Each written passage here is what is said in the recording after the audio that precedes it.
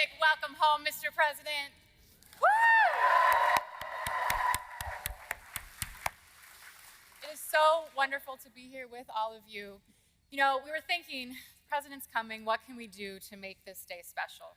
So at our recent pop-up city halls, we had coloring sheets for kids, and we asked them the question, why do you love Scranton?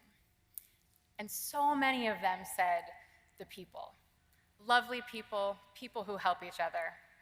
This community has each other's backs. And we know that our president, Joe Biden, knows this. It is part of his DNA. And we see it in all of the incredible legislation that he has put through as President of the United States.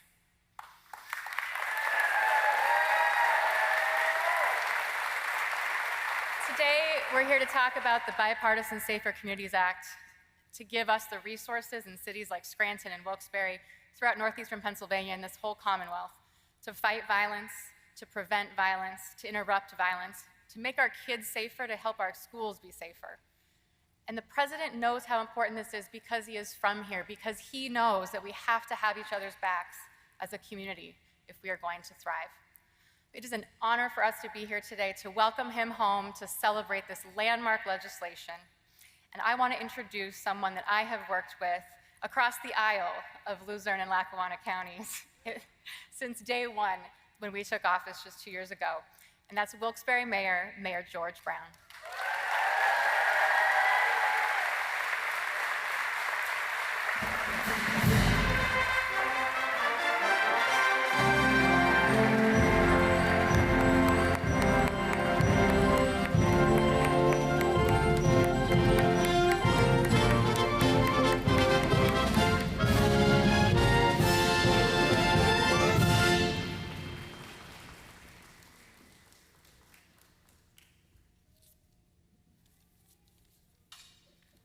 How do I upbeat Mayor Paige Cognetti? I don't think I can, but I'm going to try. Folks, go ahead, have a seat, please. Down.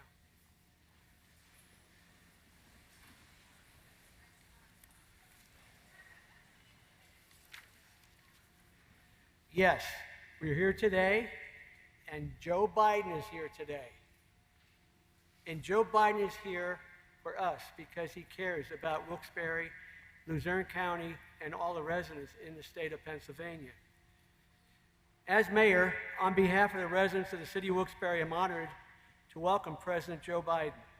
I first met President Biden in his hometown of Scranton last October, and I said, Mr. President, please come to Wilkes-Barre. We have a beautiful city. And guess what? He kept his promise. He's here today.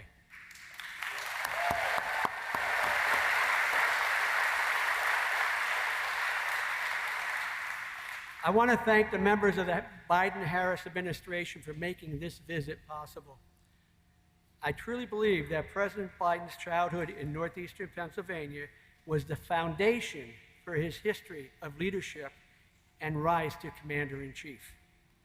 The citizens of northeastern Pennsylvania are resilient, and they truly care about their neighbors, much like President Joe Biden. Mr. Biden has stood up for the American people through the implementation of the American Rescue Plan, the Bipartisan Infrastructure Law, and the Inflation Reduction Act. These initiatives are investments that make our community stronger, healthier, and safer. By implementing multiple programs through the American Rescue Plan funds, my administration was able to financially assist residents, businesses, and nonprofits most impacted by the COVID-19 pandemic. With a focus on public safety, we're able to utilize the planned funds to enhance public safety for residents, businesses, and owners of businesses throughout the entire community. Now, the American Rescue Plan funds have allowed our police to obtain updated equipment to serve and protect the city of Wilkes-Barre. We're able to purchase 10 new police cars. We're buying 10 bicycles, so our police will be on bicycles in the neighborhoods, pure community policing. And we've also purchased other visibility intel that we're going to be using. Things like cameras that will be on body cameras that we have now on all of our officers. But also, we're going to be increasing the technology by purchasing a gunshot detection technology throughout the city of Wilkes-Barre. This is all done as a result of President Biden's efforts. We welcome the President's initiatives through the Safer America Plan. We will promote a safer community by ensuring that our police department always has the most updated equipment and training. In closing, I'm appreciative of President Biden's visit to Wilkes-Barre today, and even more so, the long-lasting benefits of the American Rescue Plan and the path towards a safer Wilkes-Barre through his Safer America Plan. Now, it's my honor to introduce to you President Joe Biden.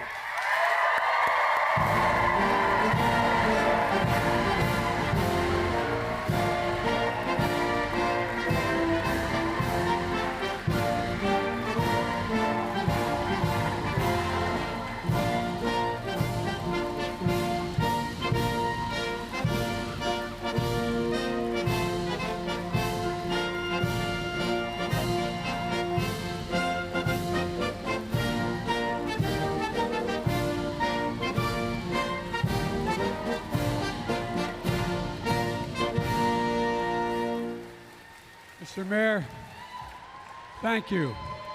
Wait. Before you walk down, I wanted the Caseys to come up with me because where I come from, Scranton's Casey's country. We got raised in the same neighborhood in Greenridge, not far from two of the best little candy shops in the whole country. And I just wanted to they can't deny me. That's why I wanted them up here. I want them to know. And by the way, this guy has more integrity in his little finger than most people have in their whole body. That's why I love working with him. Welcome home. And like me, he married way up. Way up. Thank you very much. Appreciate it.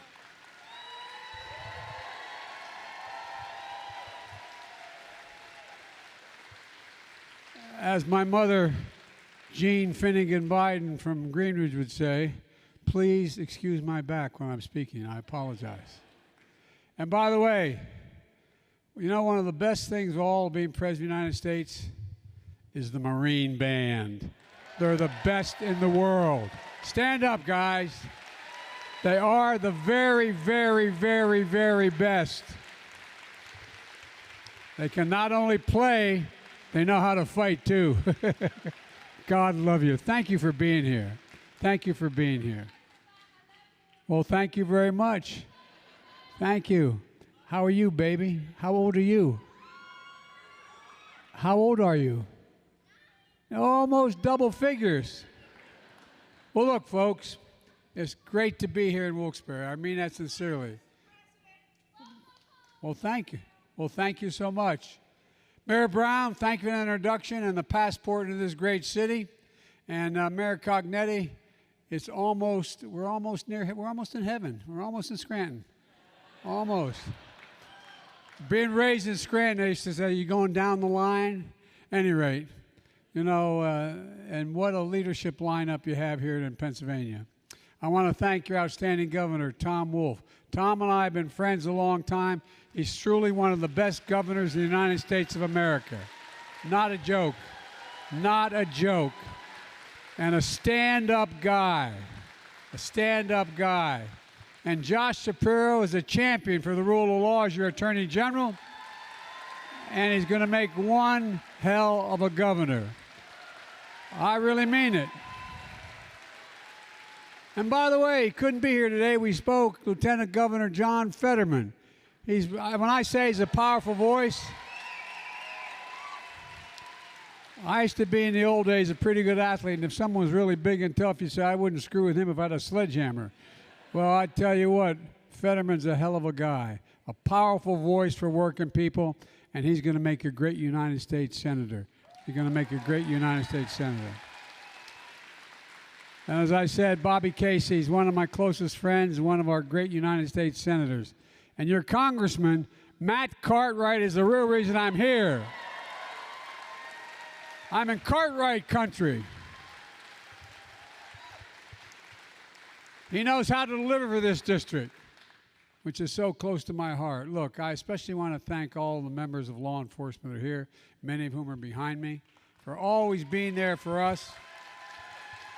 And we should always be there for them. And by the way, also a group that you need badly, you don't really appreciate till you need them, is the firefighters.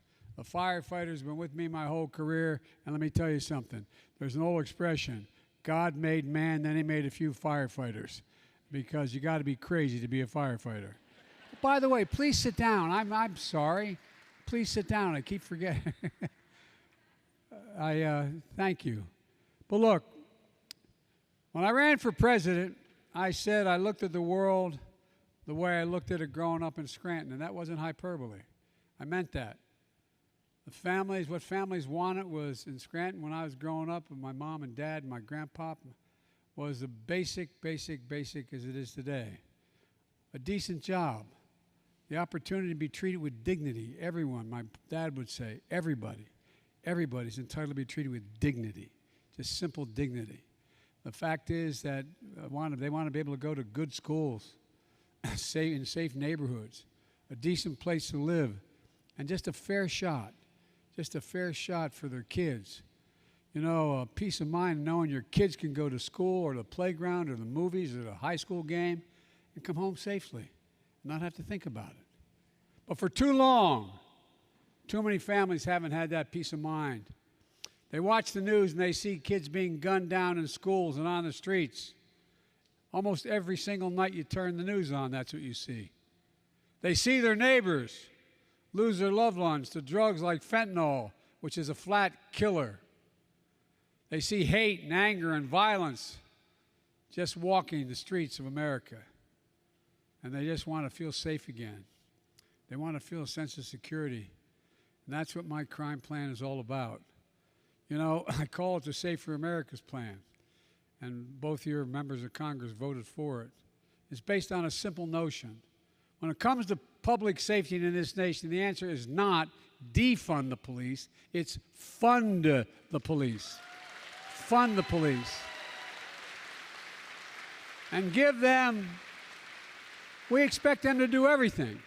We expect them to protect us, to be psychologists, and to be sociologists. I mean, we expect you to do everything. I'm not joking.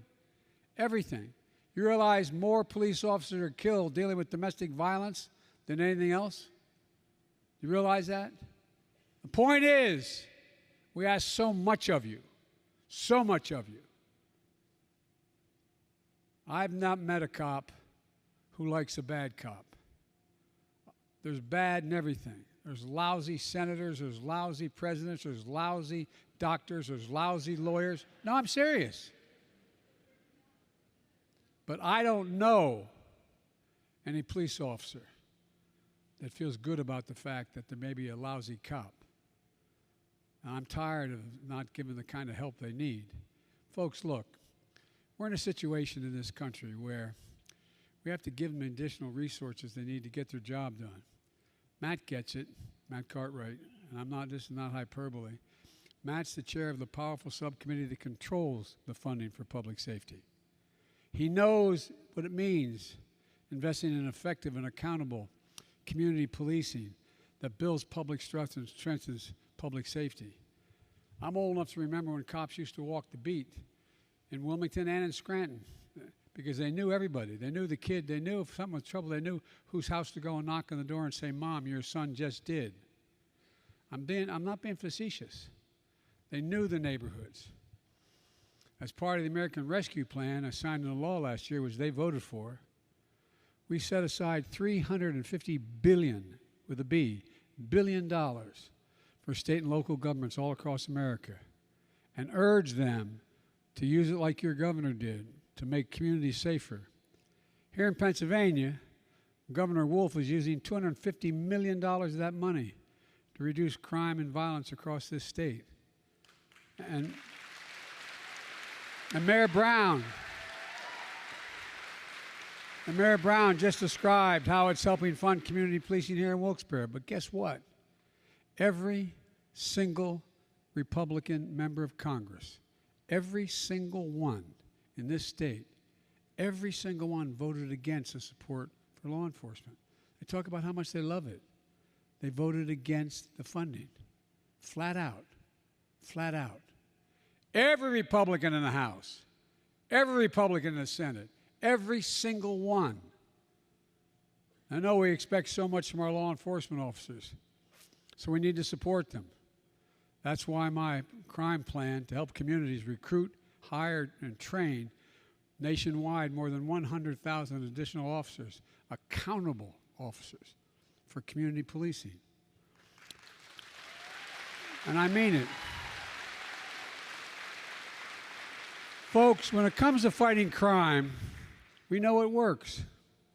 Officers on the street who know the neighborhood, not a joke, who know the neighborhood, who know the families they're protecting, who get the training they need to be able to do their jobs well, who work to earn the community's trust. And as we hire more police officers, there should be more training, more help, and more accountability. Without public trust, law enforcement can't do its job serving and protecting all the communities. If I can just interject for a moment, my deceased son, Bo, he was the Attorney General of the state of Delaware. And what he used to do is go down in the east side, what's called the Bucket, highest crime rate in the country. There's a place where I was the only white guy that worked as a lifeguard down in that area, on the east side. And you know you can always tell where the best basketball in the state is, and the best basketball in the city is. It's where everybody shows up. He'd go down and hang out and sit on a bench with my grandson, who's now 17 years old. And the police used to be in the car, the local city police. And he'd walk up and bang on the window. Say, "Get out of the car, damn it, meet these people. Let them see you. Let them know you. Let them know who you are." Well, the truth was, remember what happened to community policing? We went from having enough cops on the street to cities doing well and then deciding they don't need more police officers. So they reduced the police forces. So you didn't have 2 cops in every vehicle. You had 1 cop in every vehicle. And I don't blame 1 cop for not getting out in some certain neighborhoods, not getting out of the car. And what happens is, it used to be, I can remember that when my son was the Attorney General, he'd go around in the tougher neighborhoods, and he would ensure that every single cop gave his cell phone number to the local liquor store owner, the local church, the local grocery store, the local hamburger joint. So if there's a problem, they pick up the phone and call. Because what do people not want to do in tough neighborhoods? They don't want to be the one identified as turning so-and-so in. I remember going on the east side in Wilmington, in one of those old Victorian 2-3-story apartment buildings, and going up to see a woman whose name, she's passed away, but won't mention her name now, and stand in that rotunda, that part that stuck out around the building, and she'd say, "Joey, I know what's going on. They all plan it downstairs. I can hear them, but I'm afraid to tell anybody. I'm afraid to tell anybody. The gangs." And so I got her so that I got a phone number for the local cops. She'd call. They promised not to identify her because they knew there'd be retribution. And the crime rate began to drop for real, not a joke. You got to know people. You got to know, and you got to be able to trust the police. The police have to be able to trust the community. But we slipped away from that. We have a hell of a lot fewer cops today than we did when I wrote that initial crime bill. But now we got to get back to it. And by the way, I'm not making the case there aren't bad cops. There's some really lousy cops. There's some really lousy doctors. There's really lousy lawyers. I mean it. But here's the point.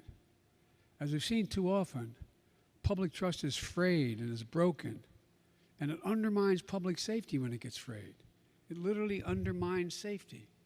Families across the country have to ask, why in this nation, for example, so many black Americans wake up knowing they could lose their life just by living their lives? If you come from neighborhoods like I come from and down in Delaware, if you have a 16 or 17-year-old son and he gets a driver's license, you sit down and say, "Look, if you get stopped, put your hands on the wheel. Don't do anything." Just, I'm being serious. I'm being serious.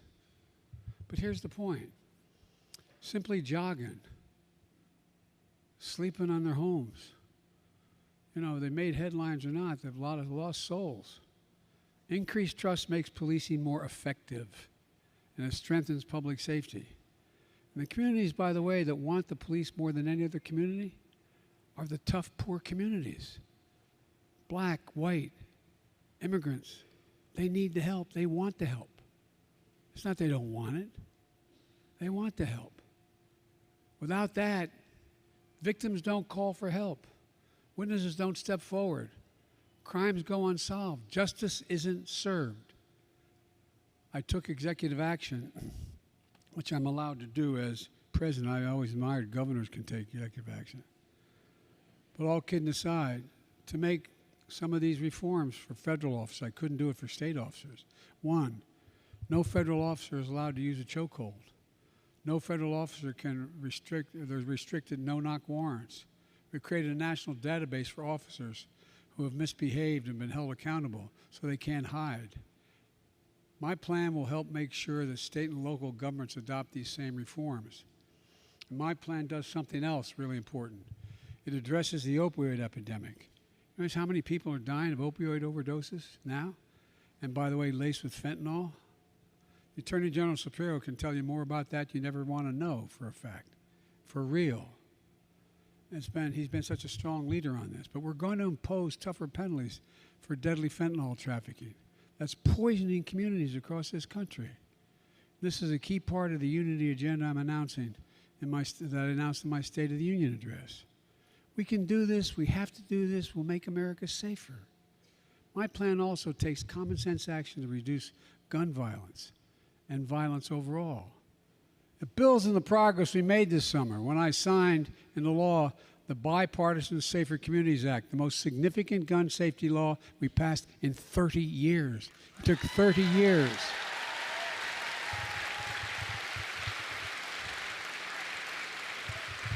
And we beat the NRA. We took them on and we beat the NRA straight up. You have no idea how intimidating they are to elected officials. The NRA was against it, which means the vast majority of Republicans in Congress couldn't even stand up and vote for it because they're afraid of the NRA. It's not unusual. Every Democrats, Republicans, senators, they get afraid of certain interest groups.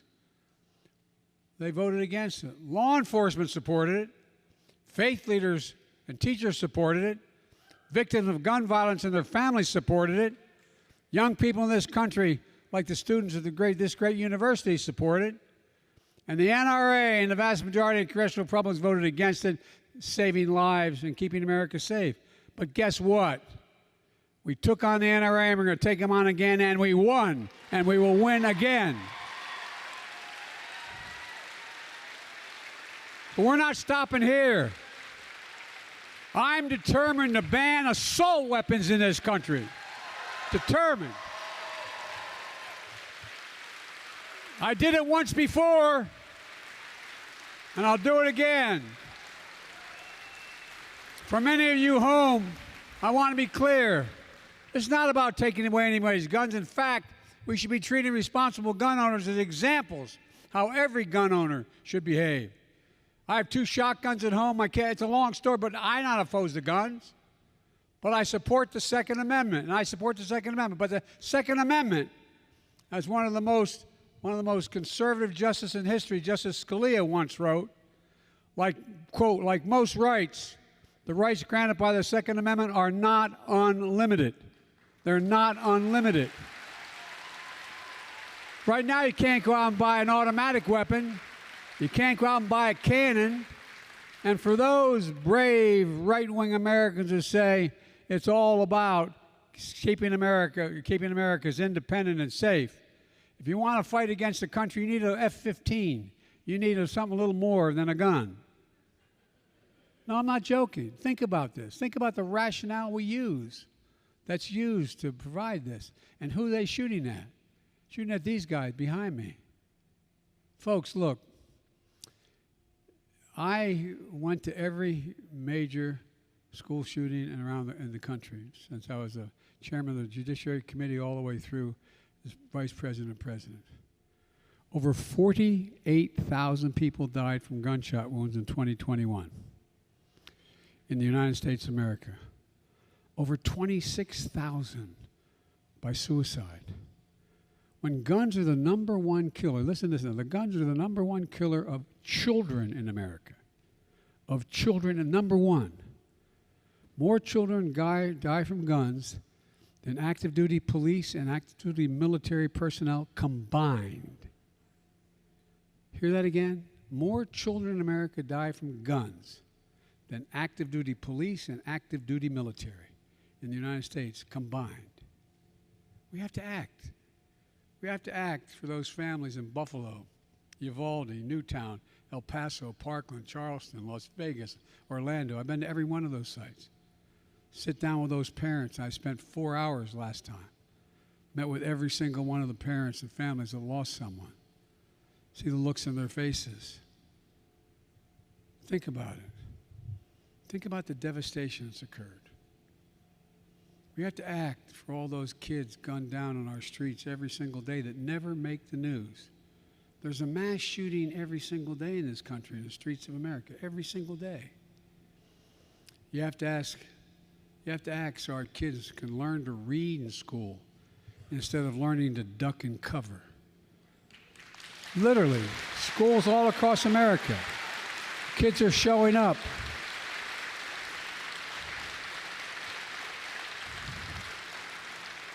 The psychological damage done to our kids, not just COVID, but COVID, what it's impacted, how it's impacted us. And on top of that, a child going to school, children see this on television.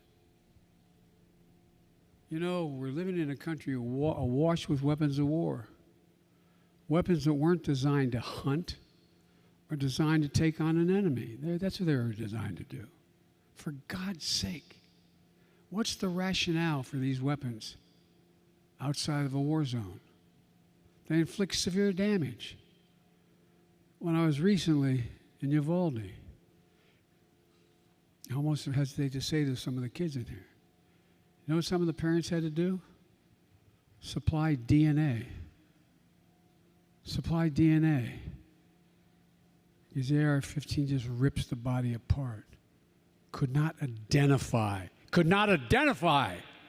the body. A 20-year-old kid can walk in and buy one? DNA to say that's my baby. What the hell's the matter with us? No, I'm not joking. Think about it. What are we doing? And by the way, my dad used to love to hunt in the Poconos when we lived in Scranton. How many deer or bear wearing Kevlar vests? Huh? Not a joke. Do you realize the bullet out of an AR-15 travels 5 times as rapidly as a bullet shot out of any other gun? 5 times, is lighter, and can pierce Kevlar.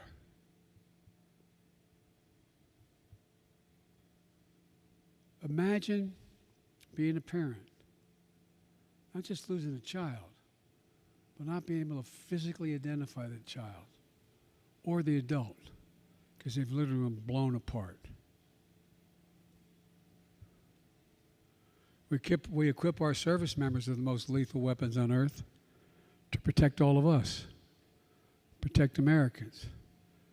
But we require them to receive significant training, extensive background checks, mental health assessments. They have to learn how to lock up and store their weapons responsibly or they get kicked out. But we let any stranger, an 18-year-old, walk in, a 20-year-old, and buy an AR-15. That's why back in 1994, I took on the NRA and passed the assault weapons ban. For 10 years, mass shootings were down. 10 years in a row since I passed that legislation in 1994 as a senator. But in 2004, Republicans let that ban expire. What happened? Mass shootings in America tripled. It's time to ban these. It's time to ban these weapons. We did it before. It We can do it again. Folks,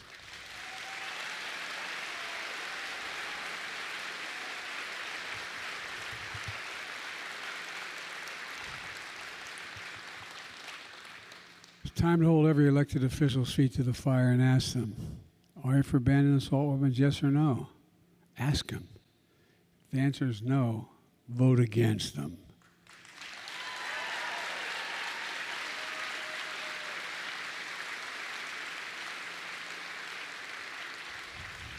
Look, I'm prouder that after 7 years, we finally have a Senate-confirmed Director of Alcohol, Tobacco, and Firearms responsible for fighting gun crimes. For 7 years, the other team would not let us appoint anyone to that job. Incredibly important job to help local law enforcement, federal law enforcement, identify the ballistics, a whole range of things. For 7 years. We finally got it passed this time out, barely. 7 years because they didn't want anybody in that job. My plan gives the Bureau the funding to hire more agents, to stop gun trafficking. And by the way, there's a lot of states that don't allow you to purchase certain weapons in the state. But just cross the state line and go buy it next door. Bring it across the state line. Keep guns out. You know what the Mexicans are... Mexico, which has real problems, causing us real problems, you know what their biggest complaint is? Can't we stop gun trafficking across the southern border into Mexico? There are certain gun dealers that are basically not gun dealers, they're wholesalers, providing the weapons to anybody who will have the money. Folks, look, we can help local law enforcement. We can solve more gun crimes if we have someone heading up, which we finally do, this organization that's designed to track this kind of behavior. Finally, my plan invests in crime prevention programs that help keep young people from getting in trouble in the first place. Under my plan, communities can, one, provide after-school and summer job programs they get paid for. More access to mental health and drug counseling.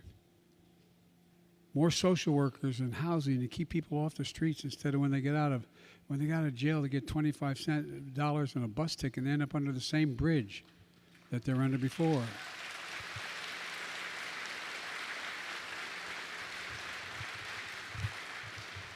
This will help prevent crime, get young people to pick up paychecks instead of a pistol.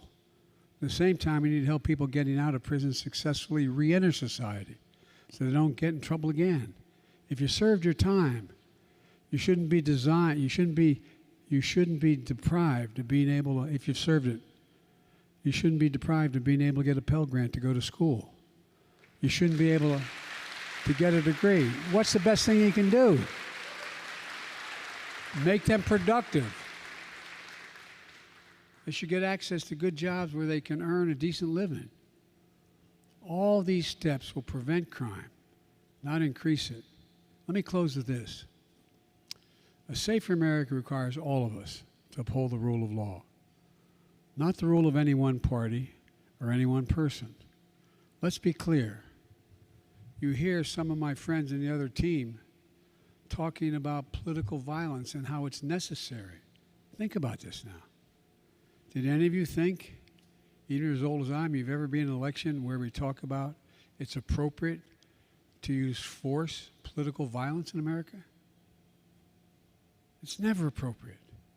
Never, period. Never, never, never. No one should be encouraged to use political violence. None whatsoever. And look, you know, if we're in a situation where, to this day, the MAGA Republicans in Congress defend the mob that stormed the Capitol on January 6th, defend them. You all saw it. I don't care how frustrated you are. You know, when I showed up, one of the things I learned as president, even though I'd been vice president for 8 years and done a great deal of the foreign policy for the administration, I showed up at a meeting of the major democracies called the G7. And I sat down. It was in England. And I sat down for this 3-day conference, and I said, America's back. And Macron, President of France, turned to me and said, "For how long?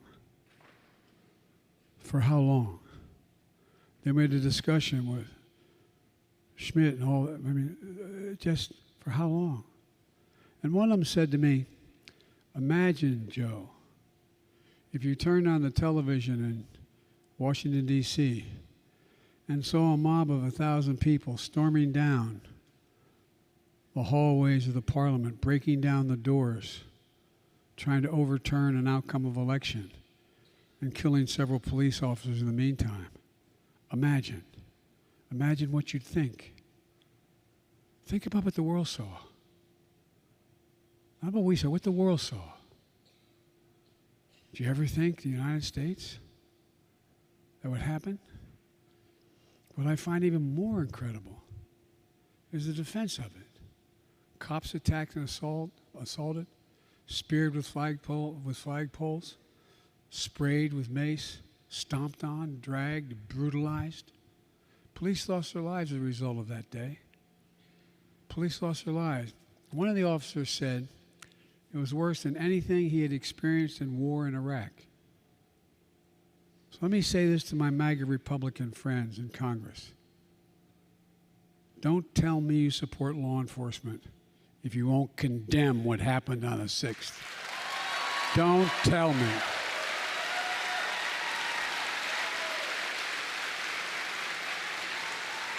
Can't do it. For God's sake, whose side are you on? Whose side are you on? Look,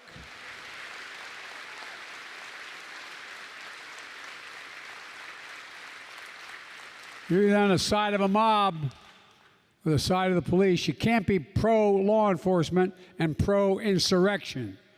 You can't be a party of law and order and call the people who attacked the police on January 6th patriots. You can't do it. What are we teaching our children? It's just that simple. And now it's sickening to see the new attacks on the FBI, threatening the life of law enforcement agents and their families for simply carrying out the law and doing their job. Look, I want to say this as clear as I can. There's no place in this country, no place, for endangering the lives of law enforcement. No place. None, never, period. I'm opposed to defunding the police. I'm also opposed to defunding the FBI. Look, there's no greater responsibility for government than ensuring the safety of our people. Every parent should be able to know when their kid leaves home to go to school or just walk the street, they're going to come home safely. We can do this. We have to do this. We just need to remember who we are. We are the United States of America.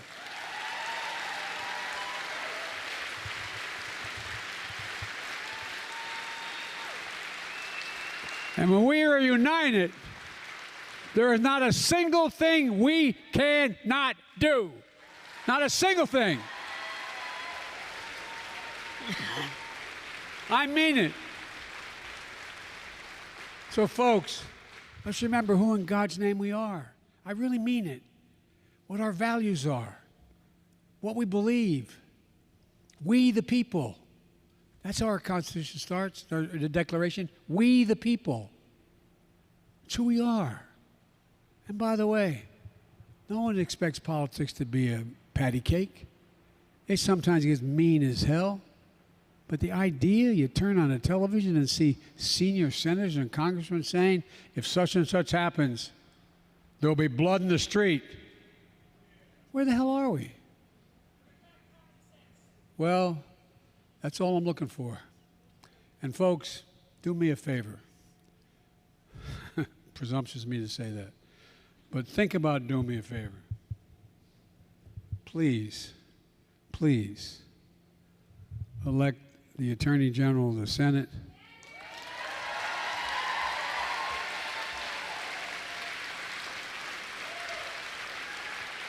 elect that big old boy to be governor.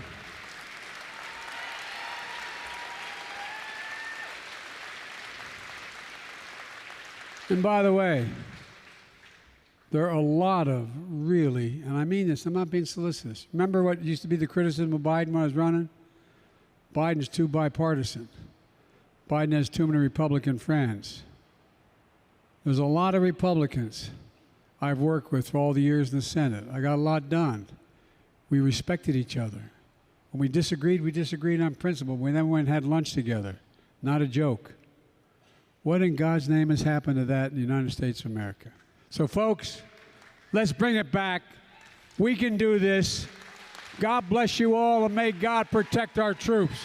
Thank you, thank you, thank you.